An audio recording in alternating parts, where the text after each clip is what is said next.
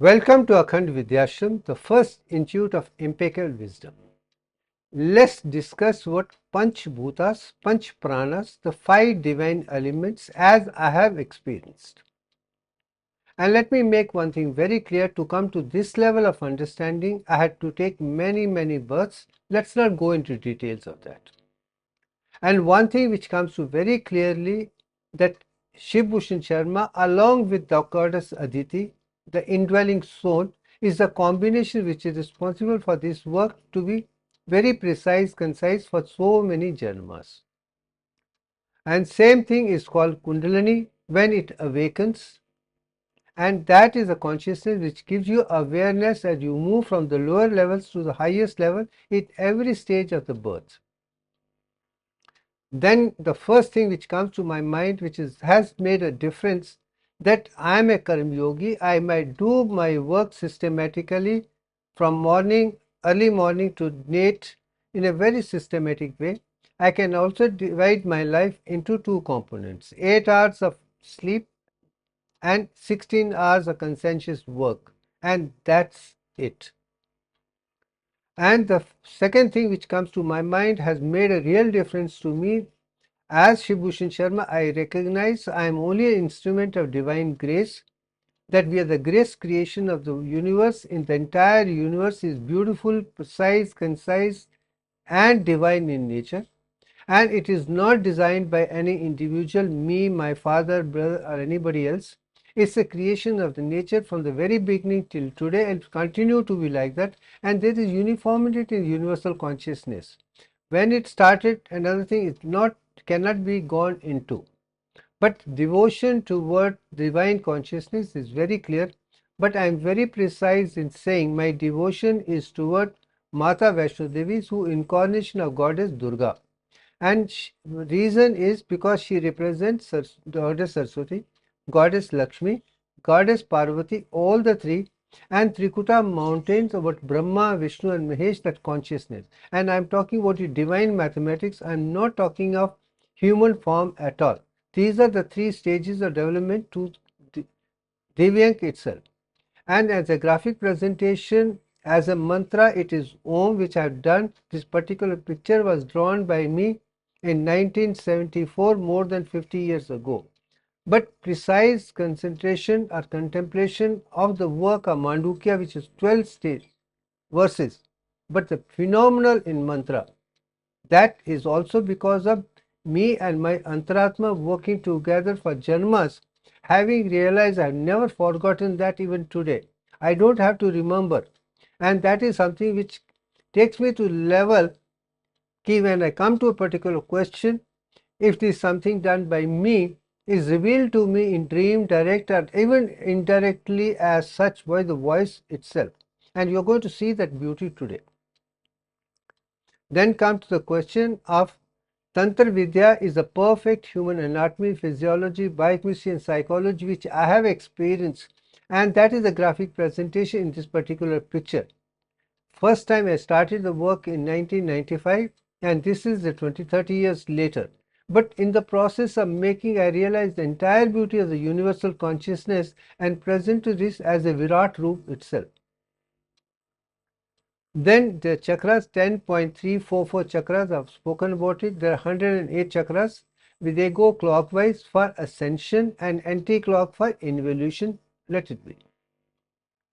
Then comes the question, Muladhara chakra is the bottom part in the pelvic region where ganglion impart, where Kundalini sleeps in it, or Aditi sleeps.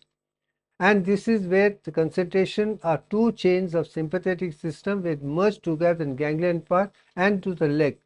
When goes there, that is where it takes care of your anatomy, physiology, biochemistry, psychology, money, health, wealth, wisdom is very clear.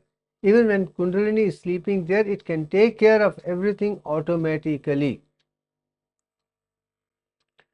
Second thing which has made a difference in this life is that Kundalini moves from Muladhara chakra to Brahman Nadi within the central nervous system, to the centralmost part of the nervous system of the brain.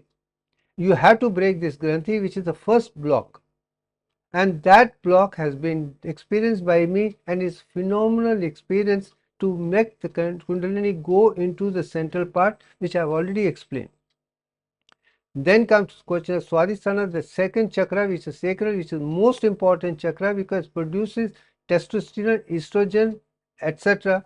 And they are responsible for physical health, wealth, wisdom, happiness, and also they give you the muscular power, RBC, oxygen, and all the things required come from Swadhisthana chakra. For physical health is one part. Same testosterone by aromatization converts estradiol, it becomes the intelligence, buddhi, intuition to the higher in consciousness. It for both the things is a testosterone and estrogen, both are important, which are there in human all the living beings. Let us be very, very clear.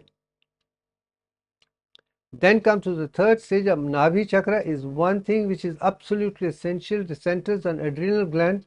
It has all the necessary survival like to maintain water, so electrolytes, glucose, everything to make you perfectly healthy, wealthy, high person. This chakra automatically comes. In emergency, Kundalini goes there automatically to make sure that we survive. Then comes to Manipura chakra is the fourth center below the diaphragm. This is responsible for digestion, water, nutrition, electrolytes, everything, which is absolutely essential for sustenance of the human body. And I think that is very, very clear. Then come to the Vishnu Granthi, which is second block. Consciousness from lower abdomen to the higher consciousness, there is a block, and that one is opened only through devotion. Bhakti Yoga again. First is Karma Yoga, second is Bhakti Yoga, is coming from there. Then come to Anahata Chakra, the center in the heart, and this is where you have a thymus endocrine gland, which is responsible cell-mediated immunity, antibodies to make you happy. At the same time, it is also responsible for getting oxygen from the atmosphere as a prana, and also to circulate all the material required for the body through the heart to the center. So this is important from that side.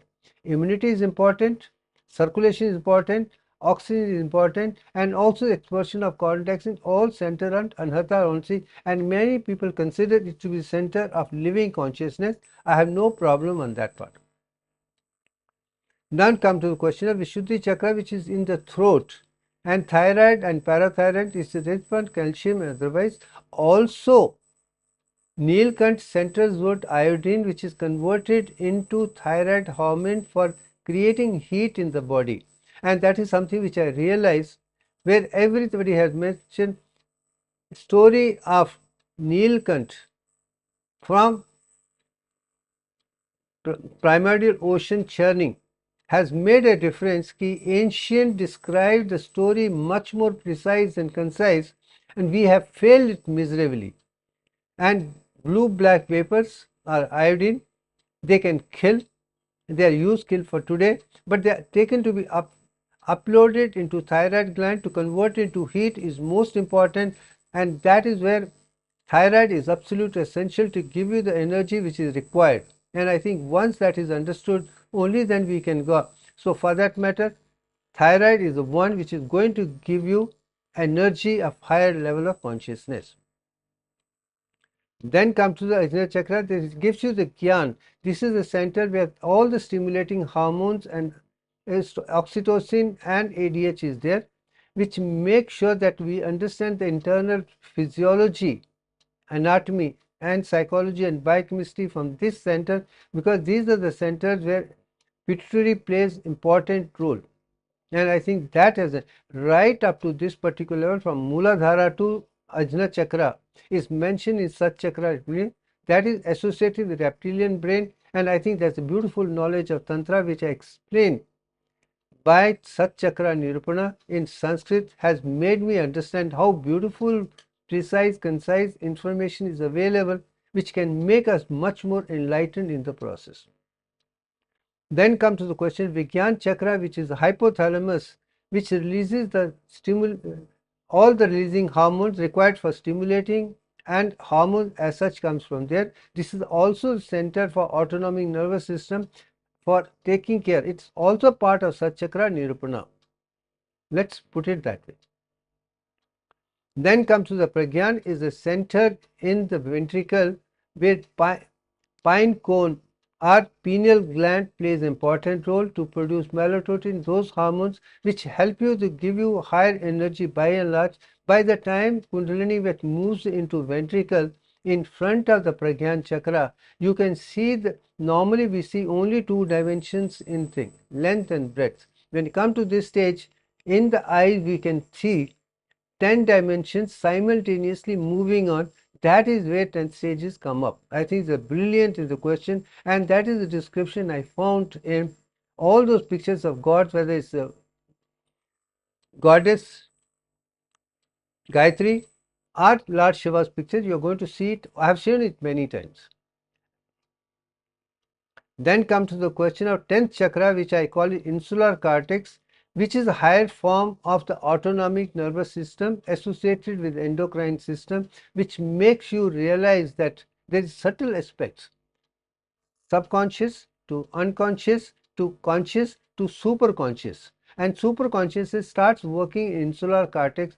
And this is also maybe share the neuroscientists of the world call only 8 lobes in the brain, but there are 10 lobes. I think these were the two which are missed, and it's the insular cortex which is hidden, but it is the one which makes a real difference on spiritual evolution, and that is the 10th. Then come to the having got experience of Jivatma myself and Antaratma Gayatri as well as the Aditi and Kundalini, etc., are Mata Vaishnavi on one side. But there is a higher Shakti which comes to every individual, and I am glad I had experience of descent of Mahashakti at the age of 6-7 years itself as a child. And that made a real difference to me to realize that we are not only restricted to human body, we are also to higher consciousness. That's also part of the divine and human being put together as a combination as Pedant Brahman Ekam. And I think that was a brilliant experience which made me realize the divine mathematics, physics, chemistry, biology from my childhood as the answers to mathematics, physics, chemistry, medical sciences, all the 64 arts were within me as a child. I didn't have to learn from a book, and maybe that's a result my academics is exemplary. Then comes to the question of third block, Rudra Granthi. Brahma Granthi, internalization. Vishnu Granthi for devotion. Rudra Granthi for higher wisdom. And I think this is where from Karma Yoga to Bhakti Yoga to Vigyan Yoga to Pragyan Yoga to Akhandata comes only Rudra Granthi. This is where you move from insular cortex to the one which is Divyank in the process. You realize that all the human beings, as the body size, they function only up to fourth layer of neocortex. First, second, and third, nobody knows about it. And that is what I experienced because the Rudra Granthi brought it to me. As a result, that part became an antenna to the higher consciousness, and I could see entire universe, what has happened from beginning till end, very clear within myself. I think that was the enlightening part as I moved step by step higher from lower to this through realizing, and as I went to realize, I improvised the whole thing into the picture of Akhand itself. Then comes to the question of Udana Prana. I have also talked to Apana Prana, Samana Prana, Prana Prana, Udana Prana is fourth in the process. If Prana Prana is for absorption of oxygen, Udana is expulsion of carbon dioxide, rising of carbon dioxide to take it further. And this is also something which has to be done. And I make it very clear. Water has got 10 protons, methane has got 10 protons, but carbon dioxide has 22 protons. This is also the part of Divyank alone. 22 by 21 is the representation of carbon itself.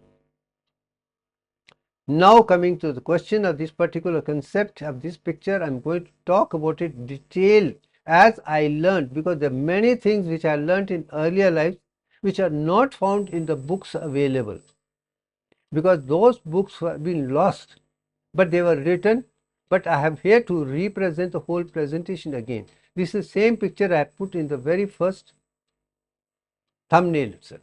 Now you're going to see how I have experienced one by one these 5 are the 6 aspects step by step, and that should be the enlightening part to make a difference that symbolic representation and divine mathematics the only thing which matter.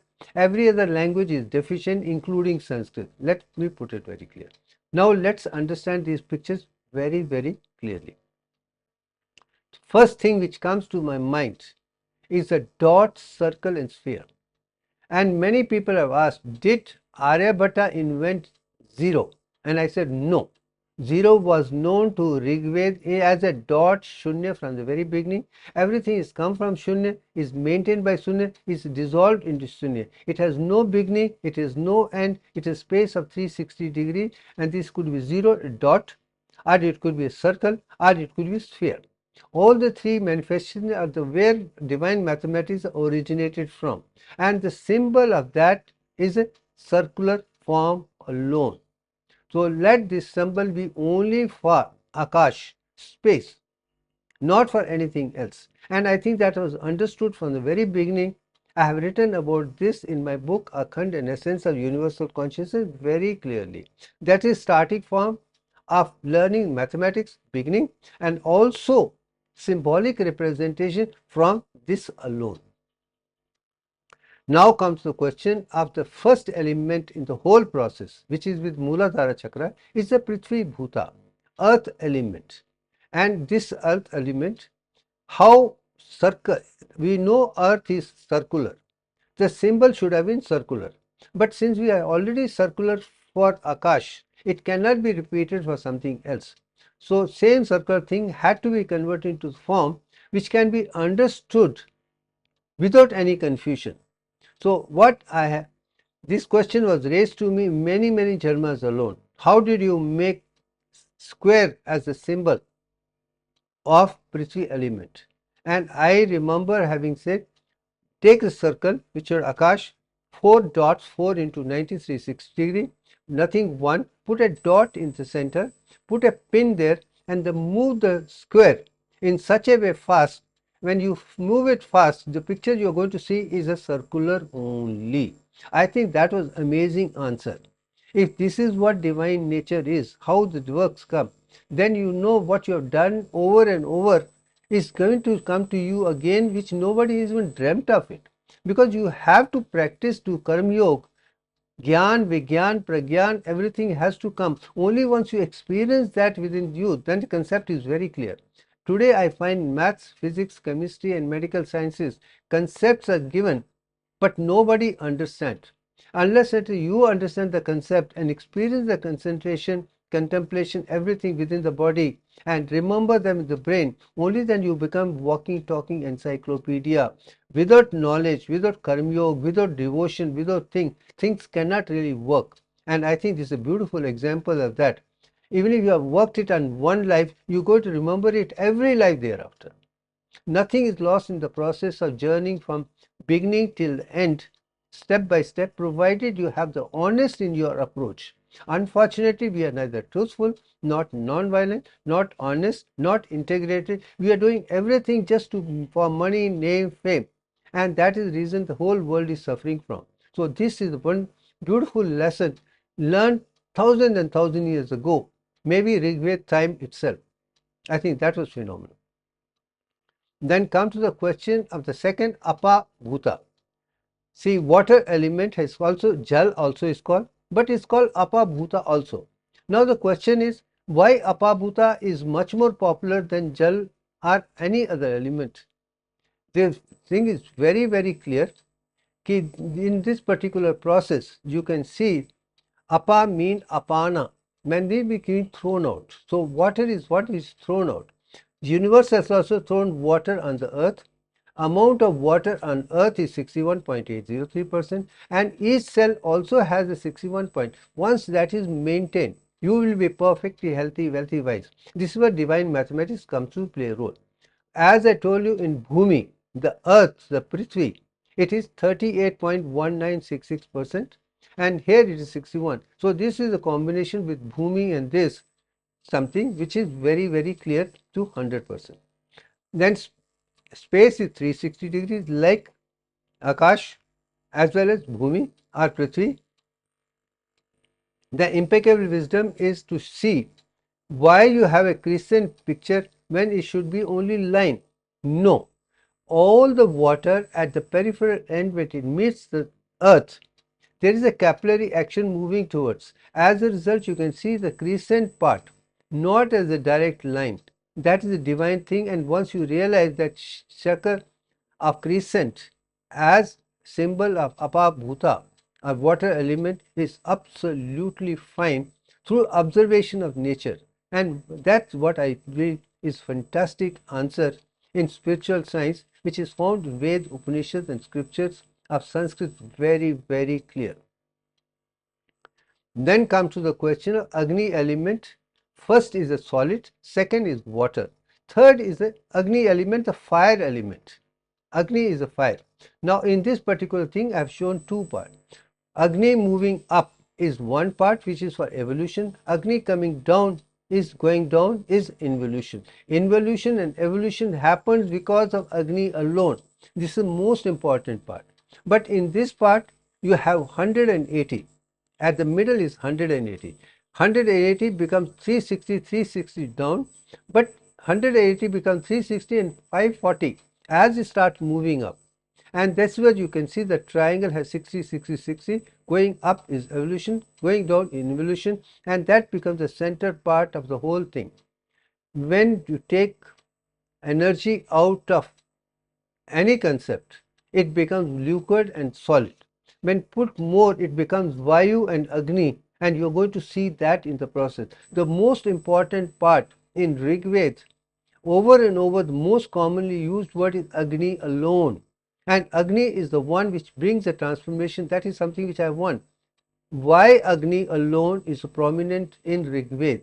Because that's the one which makes a difference, nothing else makes it. So all the puja you can see in Yajnavalkya, everything is revolves around fire element only. And the fire is the one which teaches you how to reduce it or increase it. And that is also Vishuddhi chakras, Nilkant, Shiva comes there only. I think this is where you see, more you go up to Shiva, less you come to is a solid element. Then come to the question of fourth is Vayu Bhuta is hexagonal shape. Space is 360 degree and it's the air element and there is no doubt about it.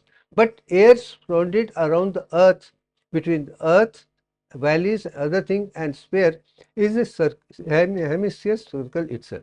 I think that's the brilliant in the whole thing. How beautifully this is a hexagonal and elliptical shape for Vayu.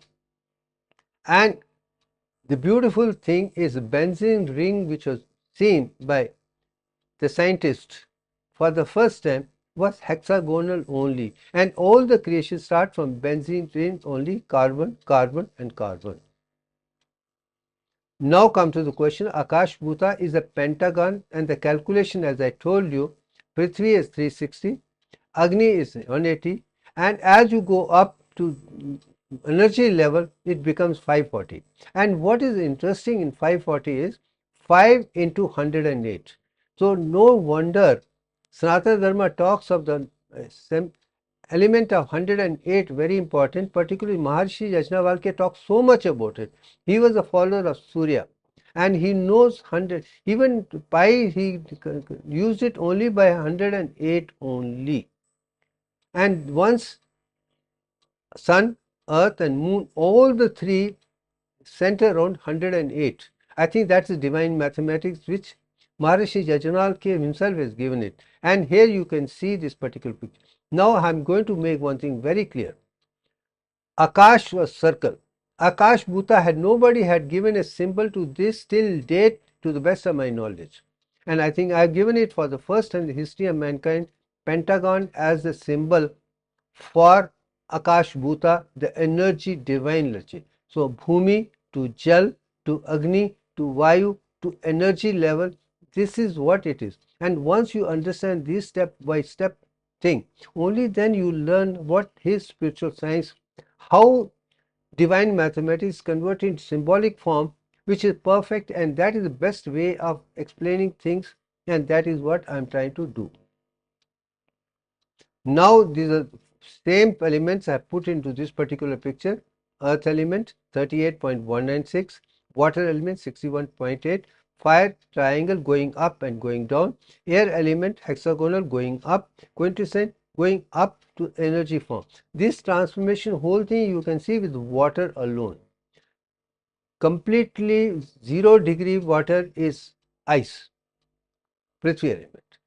Little heat flows, Jal or Apa. Agni, when it becomes heated more, it becomes burning. Then more it goes, it becomes into hydrogen and thing. And when go up to 1600 degrees centigrade, you cannot find hydrogen and oxygen at all. It all becomes energy, and that is what is Akash Bhuta all about. And once this is understood, only then you understand this is spiritual science which give you the wisdom of the highest order step by step. Now I'm going to take you something about these energies by and large.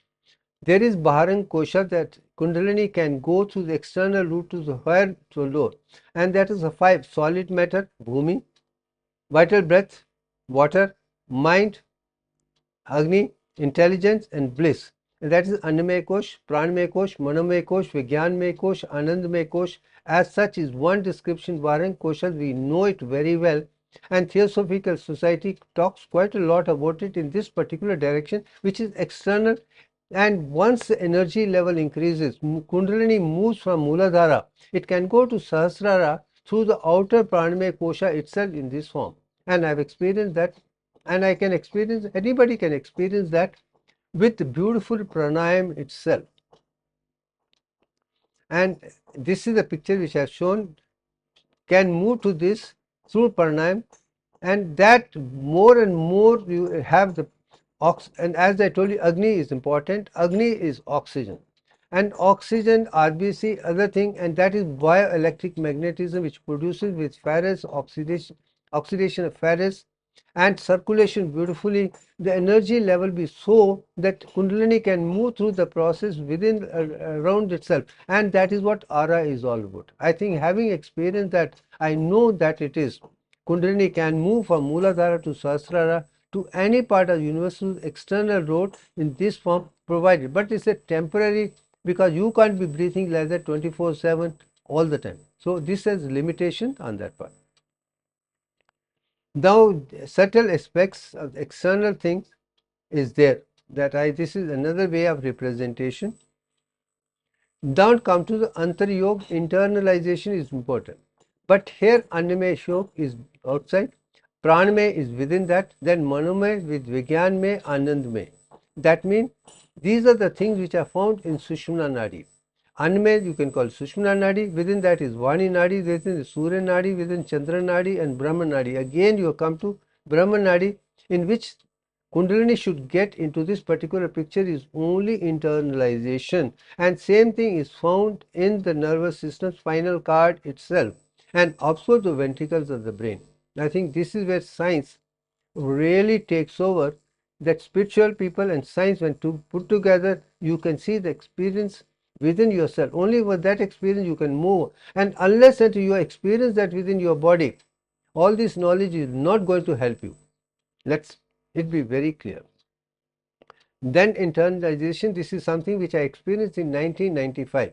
I was initiated to simplified Kundalini in 91. Within 4 years, I experienced the internalization through process of Akhand Yoga, which is primarily based on Patanjali Yoga's Ashtanga Yoga, and added with Kundalini Yoga and Antar Yoga to make it Akhand. And once I reached that level of internalization within, then Kundalini moved from Muladhara chakra into the ventricles of brain to the brain, and this is what gave me the experience Antar Yoga in 1995. And all the research started only thereafter, when I could produce 8 Hz frequency throughout the brain with eyes open with all the senses for the first time in history of mankind. And then I've gone on to the stage of revealing Divyan, the divine design of nature, for the first time in 2015, 20 years after this. And that is where everything happens step by step. Nothing is revealed in one. You have to work to realize that thing yourself. That's what I said. Reincarnation, then realizing once again the same thing, you have already done it. It next time becomes easier. You are not at all confused. But it takes its own time to experience everything step by step. And that is the real beauty of this. Then comes to the Antaryoga. Now comes the question. First is what that one external side, but there is Taittiriya Upanishad is the most beautiful thing, which talks of the 7 internal sheaths. Annamaya Kosh is outside, within that is Pranamaya Kosh, then is the Manomaya Kosh, Vijnanamaya Kosh, Anandamaya Kosh. With that is Guhyam, it talks about. Guhyam is the central canal or the Brahman Nadi. Within that comes the Atma, and that is the cave. And once this is under experienced by the person, the Guhyam and Atma inside, beside these 5, it becomes 7 stages. That is what Taittiriya Upanishad is talking about, internalization, not anything. And same thing is also found in Satchakra Nirupana. So that is the Sanskrit scriptures are beautiful, but someone who has that kind of experience can see it. You cannot learn Satchakra Nirupana or Taittiriya Upanishad or Ved Upanishad in any other translation in the world. Everything is defective, defective, defective, because nobody has translated after an experience of universal consciousness. You are trying to say words to please people, and that is not what spiritual science is all about. I think that is something which stands out. Now they come to the Khant Rishi part I have spoken about. See, 7 part, then as I told you, the descent of Mahashakti has given me the power of Paramatma. So 21 levels to 22 level to Divyank level is the rising of the Akhand Rishi who has experienced A to Z himself.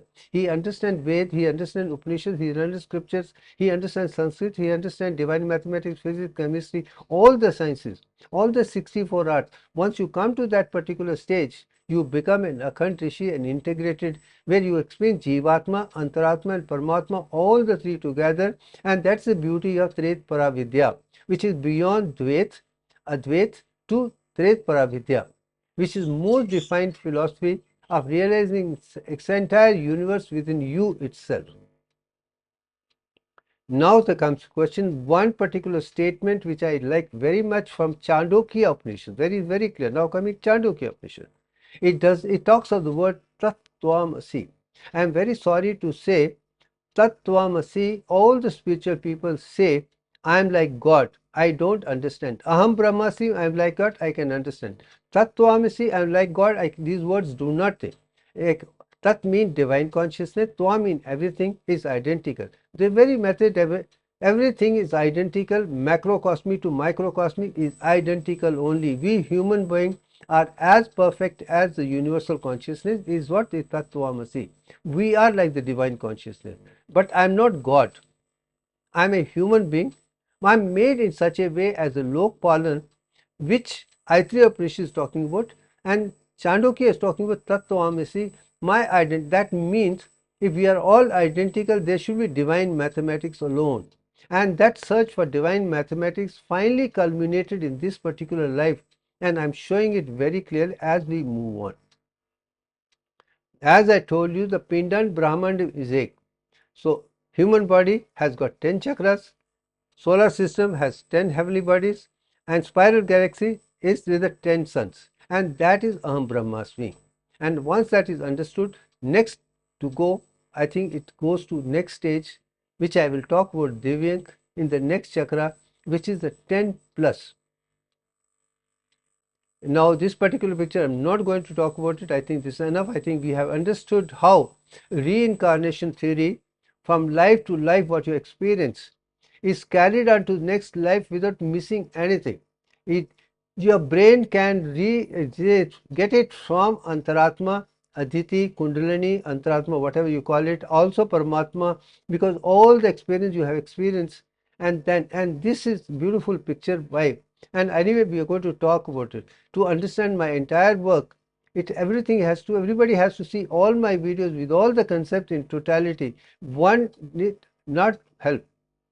If you want to experience that yourself and become part of the universal consciousness and become a perfect human being, and I make it very clear, I want to become a perfect human being who's honest, truthful, non-violent, and does everything for the world, everybody is good, as a Lokpalan custodian and guardian for benefit of entire, to make everything universe peaceful place. You got to become a perfect human being. Don't become a teacher, a guru, or otherwise. Become a perfect, experience that, and then share it with the world for the love of the knowledge. and leave it at that. Don't be after money, name, fame, other things. These are bondages to get you bonded. You cannot make you rise. You want Agni to take you to higher and higher level, you should be in a fluid state to get grounded, and this in such a way that movement from top to the bottom is simultaneously 24. And you don't give yourself title of a teacher, guru, or other thing. Nobody is it. We all are capable, but only knowledge is going to give us. And once we understand, I think we move on very well and make it. I keep saying I'm only a human being who's trying to be perfect, and leave it at that. I'm sharing only that, and I do not relate with anybody. I don't encourage anybody. I don't get into institutional any religion otherwise. It is a knowledge which is going to be done for everybody, and I'm sharing it. It's left to the people to follow or not to follow. But if they follow and experience, they'll become Lokpalan, what Aitreya Upanishad is talking about, what I have done, and I think it can be done everything. Now you have the knowledge of perfection for the first time in the history of mankind. It goes beyond even the Ved, Upanishads and scriptures to a level which is even today is possible because our equipment technology is much better than it was earlier. Earlier travels had done, but they could not explain things with evidence. But I am able to do with the scientific research, and that is where it's much better in the process. So today you, with all the technology, equipments are fantastic, and if you are fantastic, we can do wonders and rectify all the problems of the education from school, college, university, research throughout the world, which need to be changed. And only doing that so that people have fantastic answers, a theoretical knowledge. Unless until you have a perfect theoretical knowledge, practice cannot be done. Today experiments are failed because theory is wrong. And now you have a theory experiment. I'm sure everybody who's being very honest, very truthful, good intention would experience it like me. I think that should be enough. Thank you very much.